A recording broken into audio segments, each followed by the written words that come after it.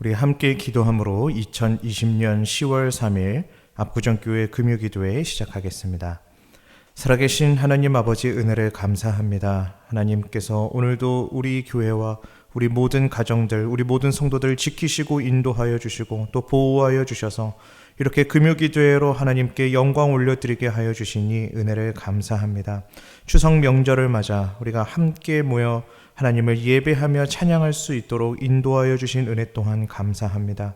오로지 우리의 마음이 하나님만을 향하며 하나님께 우리의 모든 소망을 두고 하나님만 바라며 하나님만 의지하는 우리 모든 복된 가정들 될 수 있도록 하나님께서 함께하여 주시옵소서.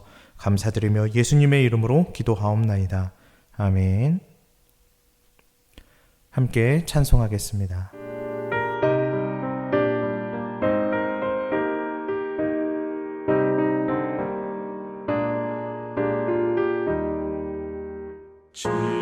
지금까지 지내온 것 주의 크신 은혜라.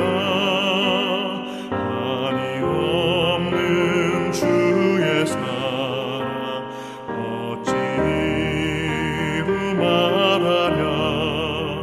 찬악해나 주의 손이 항상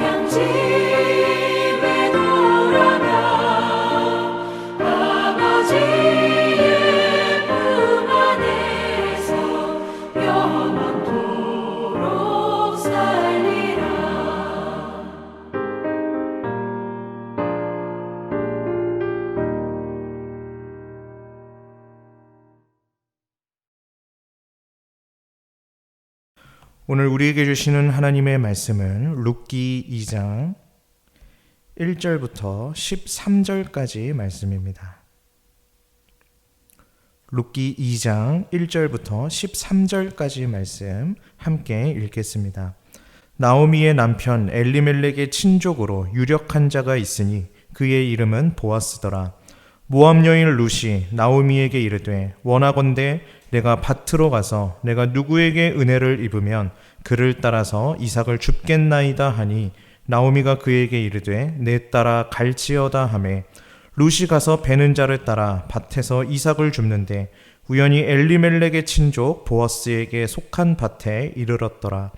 마침 보아스가 베들레헴에서부터 와서 베는 자들에게 이르되 여호와께서 너희와 함께 하시기를 원하노라 하니 그들이 대답하되 여호와께서 당신에게 복 주시기를 원하나이다 하니라. 보아스가 베는 자들을 거느린 사환에게 이르되 이는 누구의 소년이야 하니 베는 자를 거느린 사환이 대답하여 이르되 이는 나오미와 함께 모압 지방에서 돌아온 모압 소녀인데 그의 말이 나로 베는 자를 따라 단 사이에서 이삭을 줍게 하소서 하였고 아침부터 와서는 잠시 집에서 쉰 외에 지금까지 계속하는 중이니이다.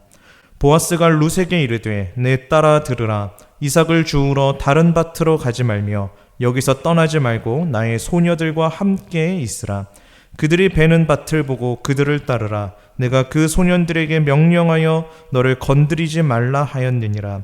목이 마르거든 그릇에 가서 소년들이 기러운 것을 마실지니라 하는지라. 룻이 엎드려 얼굴을 땅에 대고 절하며 그에게 이르되 나는 이방 여인이거늘 당신이 어찌하여 내게 은혜를 베푸시며 나를 돌보시나이까 하니 보아스가 그에게 대답하여 이르되 내 남편이 죽은 후로 내가 시어머니에게 행한 모든 것과 내 부모와 고국을 떠나 전에 알지 못하던 백성에게로 온 일이 내게 분명히 알려졌느니라. 여호와께서 내가 행한 일에 보답하시기를 원하며 이스라엘의 하나님 여호와께서 그의 날개 아래에 보호를 받으러 온 내게 온전한 상 주시기를 원하노라 하는지라. 룻이 이르되 내 주여 내가 당신께 은혜 입기를 원하나이다. 나는 당신의 하녀 중에 하나와도 같지 못하오나 당신이 이 하녀를 위로하시고 마음을 기쁘게 하는 말씀을 하셨나이다 하니라. 아멘. 오늘 우리가 함께 나누고자 하는 말씀은 룻기 2장에 기록된 이삭 줍기와 관련한 말씀입니다. 지난 9월 23일 수요기도회에서 룻기를 어떻게 읽을 것인가 라는 제목으로 특강 영상을 올려드렸는데요. 혹시 그 영상을 보지 않은 분이 계시다면 그 영상을 좀 먼저 보시기를 바랍니다. 룻기 전체의 맥락을 이해하고 오늘 설교를 들으시면 본문의 의미를 더욱 풍성하게 이해하실 수 있기 때문입니다. 룻기를 어떻게 읽을 것인가에 대해서도 간략하게 말씀드렸지만 오늘 본문 말씀의 배경이 되는 이삭 줍기라고 하는 이 사회 시스템에 대해서 다시 한 번 더 살펴보도록 하겠습니다. 이삭 줍기는 이스라엘 백성들 중 가난한 자들을 위해서 하나님께서 만든 시스템인 것을 우리가 알 수 있습니다. 레위기 19장 9절부터 10절 말씀 같이 보겠습니다. 너희가 너희의 땅에서 곡식을 거둘 때에 너는 밭 모퉁이까지 다 거두지 말고 내 떨어진 이삭도 줍지 말며 내 포도원의 열매를 다 따지 말며 내 포도원에 떨어진 열매도 줍지 말고 가난한 사람과 거류민을 위하여 버려두라. 나는 너희의 하나님 여호와이니라. 추수기에 곡식을 베고 단을 묶고 하다 보면 땅에 떨어지는 곡식 줄기들이 있겠죠. 그러면 땅에 떨어진 그 곡식 줄기를 어떻게 해야겠습니까? 당연히 잘 모아서 주어야 합니다. 그런데 레위기 말씀에 의하면 하나님께서는 땅에 떨어진 곡식 줄기를 다시 줍지 말라고 하십니다. 왜 그럴까요? 바로 가난한 자들 때문입니다. 끼니를 제때 해결할 수 없는 극빈곤층을 위하여서 하나님은 이스라엘 백성들에게 땅에 떨어진 곡식들을 다시 줍지 말라고 하셨습니다. 따라서 추수기에 가난한 사람들은 밭을 돌아다니면서 떨어진 곡식들을 주었습니다. 이삭 줍기라는 시스템을 통해서 이들은 밥을 굶지 않고 끼니를 해결할 수 있었던 것이죠. 신명기 24장 19절부터 22절 말씀도 같은 내용입니다. 같이 한번 읽어보겠습니다. 내가 밭에서 곡식을 벨 때에 그 한 뭇을 밭에 잊어버렸거든 다시 가서 가져오지 말고 나그네와 고아와 과부를 위하여 남겨두라. 그리하면 내 하나님 여호와께서 내 손으로 하는 모든 일에 복을 내리시리라. 내가 내 감람나무를 떤 후에 그 가지를 다시 살피지 말고 그 남은 것은 객과 고아와 과부를 위하여 남겨두며 내가 내 포도원의 포도를 딴 후에 그 남은 것을 다시 따지 말고 객과 고아와 과부를 위하여 남겨두라. 너는 애굽 땅에서 종되었던 것을 기억하라. 이러므로 내가 내게 이 일을 행하라 명령하노라. 21절에 나오는 외국인과 고아와 과부는 당시 사회에서 경제적으로 가장 어려운 저소득층 사람들에 대한 상징적인 표현입니다. 이들을 위하여서 이스라엘 백성들이 할 일은 무엇이었습니까? 20절 말씀을 보시면 나무 열매를 딴 뒤에 따지 않은 것이 없는지 뒤돌아서 다시 살피지 말라고 하십니다. 21절에서 포도원의 포도를 수확한 뒤에도 마찬가지입니다. 남은 것은 다시 따지 말라고 하십니다. 왜 그렇습니까? 역시 외국인과 고아와 과부와 같이 가난한 자들에게 먹을 것을 남겨주기 위함입니다. 이처럼 가난한 자들, 어렵게 사는 사람들을 배려해야 한다는 말씀을 몇 번에 걸쳐서 강조를 하면서 그 이유를 22절에서 이렇게 설명합니다. 너는 애굽 땅에서 종되었던 것을 기억하라. 이러므로 내가 내게 이 일을 행하라 명령하노라. 너는 애굽 땅에서 종되었던 것을 기억하라. 이삭 줍기 시스템의 진정한 의미가 무엇인지 어렵지 않게 이해가 되시죠? 너희의 지난 과거의 때를 기억해야 된다는 말씀입니다. 내가 이집트 노예 생활을 할 때 하나님께서 내게 은혜를 베풀어서 여기까지 오게 하셨다면 이제 너도 내 주변에 은혜가 필요한 사람들을 되돌아보고 또 책임질 수 있어야 한다는 말씀입니다. 이것이 하나님 나라의 시스템입니다. 이 세상의 법칙은 어떻습니까? 내 것은 내가 다 거두어야 합니다. 이게 틀린 일입니까? 아니죠. 당연한 거죠. 그런데 하나님의 법칙은 이게 아니랍니다. 하나님의 법칙은 가난한 자, 연약한 자, 은혜가 필요한 이웃을 위해서 내 것을 내가 다 거두어 가지 말고 남겨두어야 한다라고 말씀하십니다.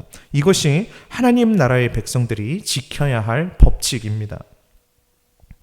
오늘 본문에 등장하는 룻과 나오미 역시 마찬가지입니다. 룻과 나오미는 남편을 모두 잃은 과부들입니다. 심지어 이스라엘 땅에서 터전을 잡고 계속해서 살던 사람들도 아닙니다.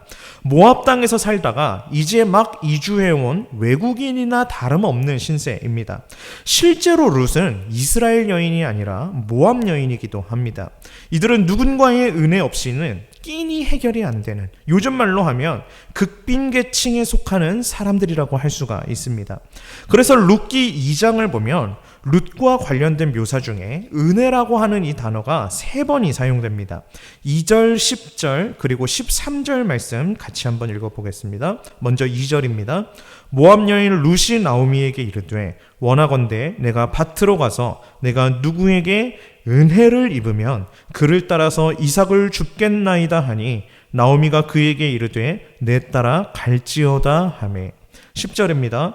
룻이 엎드려 얼굴을 땅에 대고 절하며 그에게 이르되 나는 이방 여인이거늘 당신이 어찌하여 내게 은혜를 베푸시며 나를 돌보시나이까 하니. 13절입니다. 룻이 이르되 내 주여 내가 당신께 은혜 입기를 원하나이다. 나는 당신의 하녀 중에 하나와도 같지 못하오나 당신이 이 하녀를 위로하시고 마음을 기쁘게 하는 말씀을 하셨나이다 하니라. 이 3번의 은혜는요, 그 의미가 깊습니다.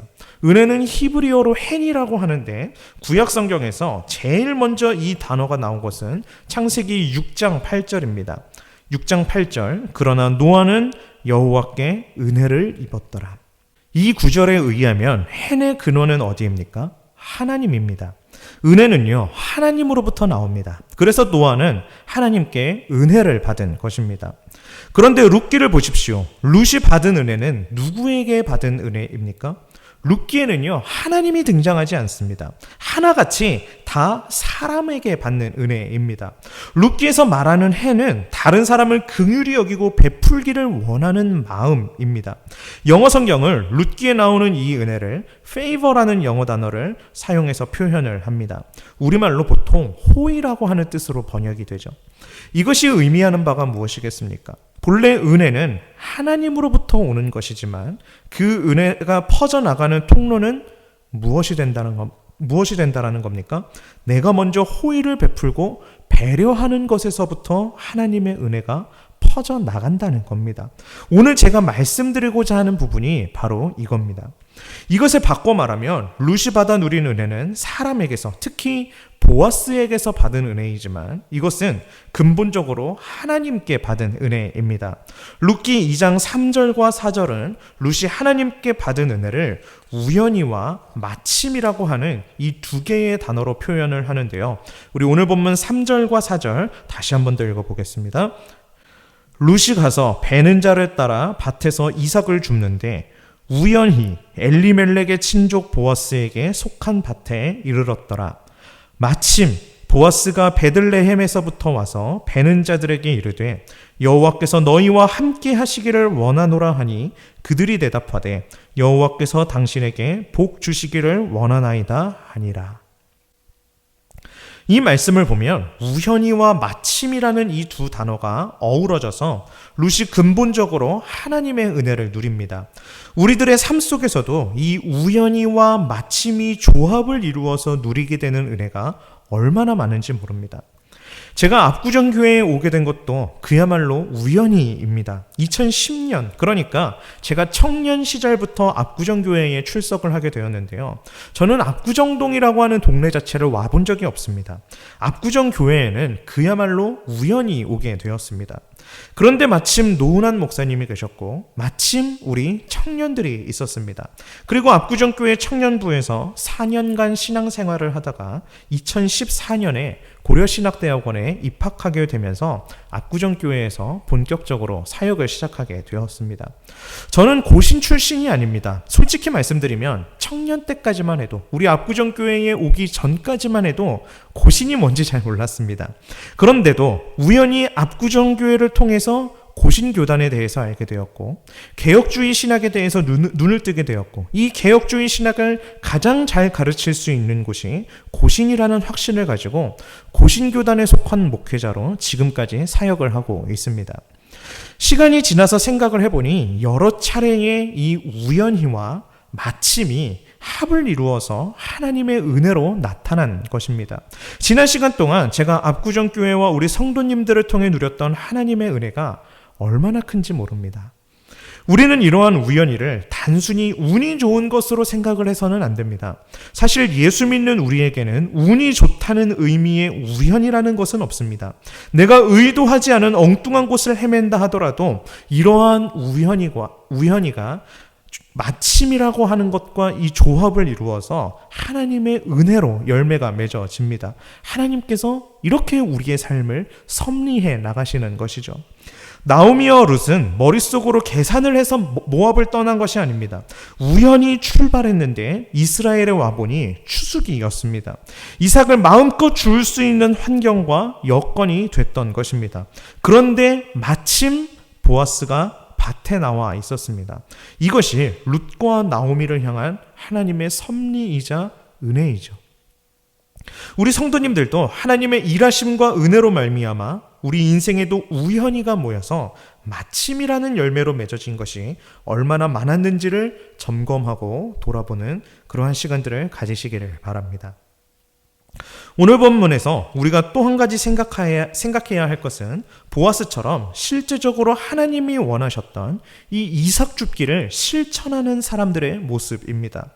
룻기는요, 사사기를 배경으로 합니다. 사사시대는 어떤 시대입니까? 하나님 없이, 왕 없이 그저 사람들이 자기 소견에 옳은 대로 하는 사회입니다. 그냥 자기 멋대로 살아갔던 그런 사회라는 겁니다. 그렇다 보니 사람들은 욕망으로 가득 차서 살아가게 되었습니다. 그야말로 살벌하고 삭막한 시대입니다. 그러한 사회 배경 속에서도 보아스와 그의 주변 사람들은 하나님의 이삭 줍기를 실천을 합니다. 보아스는 하나님이 명령하셨던 것보다 훨씬 더 넓은 범위의 이삭 줍기를 실천합니다. 목이 마르고 배가 고프면 자신의 밭에서 먹을 수 있게 해주었고, 룻이 다른 밭에 가지 않고 자신의 밭에서도 충분히 식량을 해결할 수 있도록 추수꾼들에게 곡식단을 일부러 흘리라고까지 말합니다. 우리는 바로 보아스와 같은 이삭 줍기를 실천해야 합니다.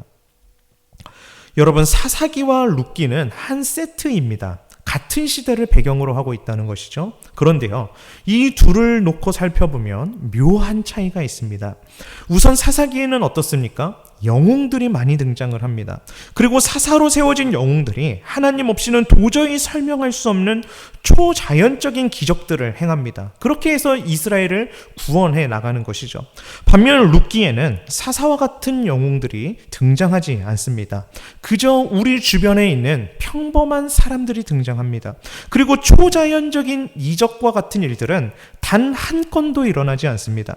전부 다 평범한 시민들이 모여서 서로 격려하고 배려하고 등을 두드려주는 이야기가 바로 룻기입니다. 성도 여러분, 한번 생각해 보십시오. 오늘날 하나님은 사사기적으로 일을 하실까요? 룻기적으로 일을 하실까요? 오늘 우리 시대는요, 하나님이 룻기적으로 일을 하시는 시대입니다. 하나님이 천사들을 동원하시거나 혹은 특별한 어떤 대단한 능력이 있는 사람을 통해서 일하시는 게 아니라 우리 같은 평범한 사람들을 통해 일하시는 시대라는 겁니다. 그럼 우리가 해야 할 일은 무엇일까요? 바로 하나님의 시스템을 우리가 실천하는 겁니다. 자본주의 사회에서 내가 땀 흘려 번 것을 내가 다 가지고 내 맘대로 살아도 아무런 문제될 것이 없습니다. 그렇지만 하나님은 룻기를 통해서 우리에게 무엇을 요구하십니까? 가난하고 연약한 이웃을 위하여서 일부러 이삭을 떨어뜨리는 보아스와 같은 마음과 삶을 요구하신다라는 겁니다. 말씀을 정리하겠습니다. 성도 여러분, 룻은 우연히와 마침으로 설명되는 하나님으로부터의 나오는 이 은혜를 누렸습니다. 이러한 하나님의 은혜는 보아스를 비롯한 다른 이들이 은혜의 통로, 축복의 통로가 되어서 룻과 나오미를 향해 흘러갔습니다. 그리고 보아스의 이러한 은혜는 이방 여인인 룻을 다윗의 조상, 더 나아가 예수 그리스도의 조상으로 이어지게 했습니다. 1년 중 가장 즐거운 추석 명절입니다. 이러한 때에 우리는 이삭줍기와 같은 정신을 통해 우리 주변의 가난하고 어려운 이웃들을 돌아볼 수 있어야 하겠습니다. 애굽의 종되었던 때를 기억하면서 하나님께서 나와 우리 가정에 베풀어 주신 은혜를 기억하면서 하나님의 은혜를 우리의 삶으로, 우리의 모습으로 흘려보내는 은혜의 통로, 축복의 통로가 모두 다 되실 수 있기를 바랍니다. 그럴 때 하나님께서 한없는 복과 은혜를 우리 교회와 우리 가정에 더하여 주실 것입니다. 우리 이러한 말씀을 믿고 날마다 하나님을 의지하며 하나님의 말씀에 순종하는 복된 우리 모든 성도님들이 되시기를 진심으로 기원합니다. 기도하겠습니다. 살아계신 하나님 아버지, 은혜를 감사합니다. 하나님께서 오늘도 룻기 말씀을 통하여 우리로 하여금 깨닫게 하여 주시고 교훈하여 주시니 은혜를 감사합니다. 보아스를 통하여서 룻과 나오미가 끼니를 해결하고 이들이 도움을 입었듯이 하나님, 우리 압구정교회를 통하여서 또 우리 모든 성도들과 이들의 가정을 통하여서 우리 주변에 어렵고 가난하고 소외된 이웃들이 복을 받을 수 있도록 하나님께서 함께하여 주시옵소서. 오늘도 우리 압구정교회를 사용하여 주시고 우리 모든 성도들의 삶을 주장하여 주셔서 오늘도 하나님 나라가 우리 교회와 우리 모든 성도들의 가정을 통하여 이루어질 수 있도록 함께하여 주시옵소서. 감사드리며 예수님의 이름으로 기도하옵나이다. 아멘. 우리 가정예배로 모이신 가족들끼리 함께 기도의 제목들을 나누시고 기도하시고 주기도문으로 마치시기를 바랍니다. 함께 기도하겠습니다.